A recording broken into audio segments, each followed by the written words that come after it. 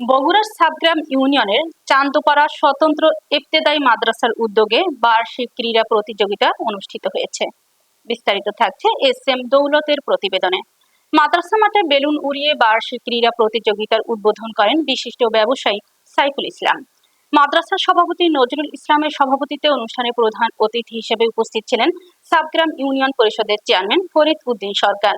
বরেণ্য অতিথি হিসেবে উপস্থিত ছিলেন বগুড়া সদর উপজেলা বিএনপির সাংগঠনিক সম্পাদক আবু সালেহ, রাজাপুর ইউনিয়ন পরিষদ চেয়ারম্যান আবু বকর সিদ্দিক রেজা, সাবগ্রাম ইউনিয়ন বিএনপির সাধারণ সম্পাদক সাইদুল কবির সাজু, সাংগঠনিক সম্পাদক হায়দার আলী, খোরশেদ আলম, আমিনুল ইসলাম পিন্টু, ফেরদৌস আলম, হাবিবুর রহমান শিপলু, আবু বকর সিদ্দিক, আশরাফুল ইসলাম মিলন, শাহ আলম।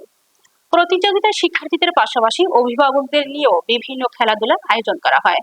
পরে প্রধান অতিথি বিজয়ী শিক্ষার্থীদের মাঝে পুরস্কার বিতরণ করেন। বক্তারা বলেন, সমাজ থেকে কুসংস্কার ও অন্যায় অত্যাচার দূরীকরণে যেমন শিক্ষার বিকল্প নেই, তেমনি মাদকমুক্ত সমাজ গঠনে খেলাধুলারও কোনো বিকল্প নেই। লেখাপড়ার পাশাপাশি শিক্ষার্থীদের খেলাধুলায় পারদর্শী করে তুলতে হবে।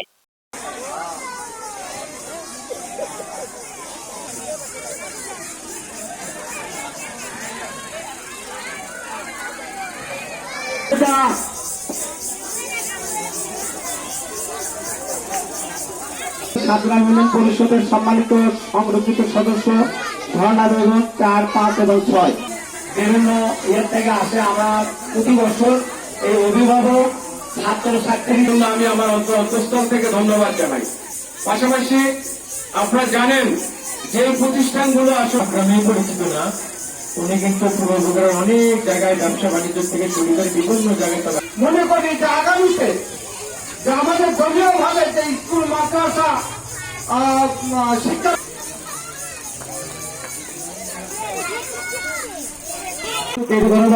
অতিথি মহোদয়রা ব্যস্ত আছেন।